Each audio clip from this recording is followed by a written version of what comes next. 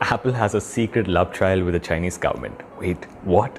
I'm sure as soon as I said that, there are half of you who are going, yes, we already knew that. That's old news, so what?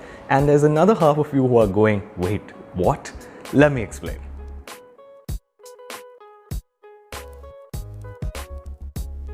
So this story is in the news recently because of Facebook's Mark Zuckerberg doing this blog post where he's talking about Facebook's pivot to privacy.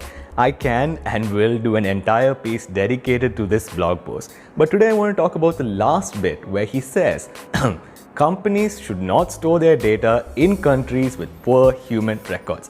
China, Apple. Across the room, I could hear someone going, burn Tim Apple. Tim Cook has been very vocal in his criticism of Facebook as a company, Mark Zuckerberg as a CEO. Basically, he's saying they're unscrupulous people and he would not be caught dead emulating any aspect of the company. Sure, good for you, Tim. But in this blog post, the country that Mark Zuckerberg is referring to is China. Apple is in China, Facebook is not in China, and if this is going to be their policy, they probably never will be. And they're okay with that.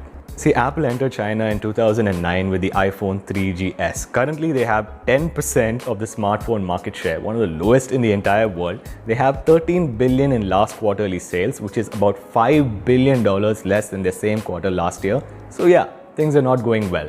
In 2017, the Chinese government passed a cybersecurity law basically mandating companies to store their data of Chinese customers only in China. So 2018, Apple signs this agreement with a Chinese company called GCBD, where they moved all their Chinese iCloud data to China along with the encryption keys. Great move, Apple. Apple called this move a win. They said that Chinese customers could get their data more reliably, more quickly, and without any hassle. Sure. I'd like to point out a couple of things here. GCBD is Chinese government owned. Essentially, it is the Chinese government. And the Chinese government owned Global Times later published a post which basically said that this move is a great win for Chinese customers because the data is more secure from the NSA, not more secure from the Chinese government. The data is faster and more readily available. And Apple has repeatedly firmly said that they have built no backdoor for the Chinese government, but they did make all of their Chinese customers agree to new iCloud terms of service, which, and I can't read Chinese, but basically says, you're screwed, we have, and the Chinese government has access to everything. Now, I know there are some of you who are saying, when you play in someone else's house, you play by their rules. But I ask you, has Apple played too much?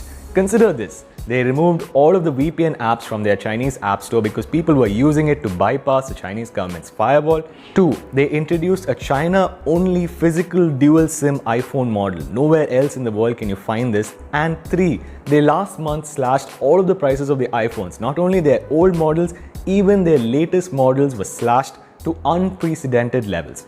Isn't it better not to play in someone else's house when they have such poor human rights track records?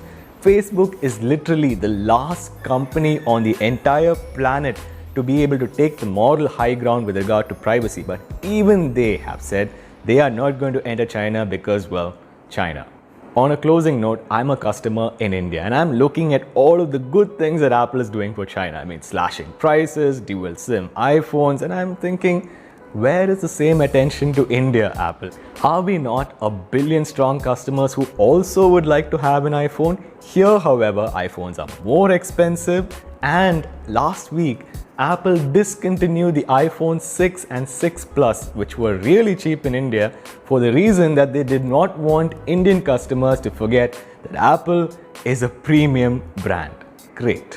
Look guys, I'm sure that you can see that this whole Apple China issue is really irking me. If you have your own comments on this issue, please drop them in the comment section down below. Subscribe to Vlog of Note on YouTube and turn on notifications so that you never miss a video.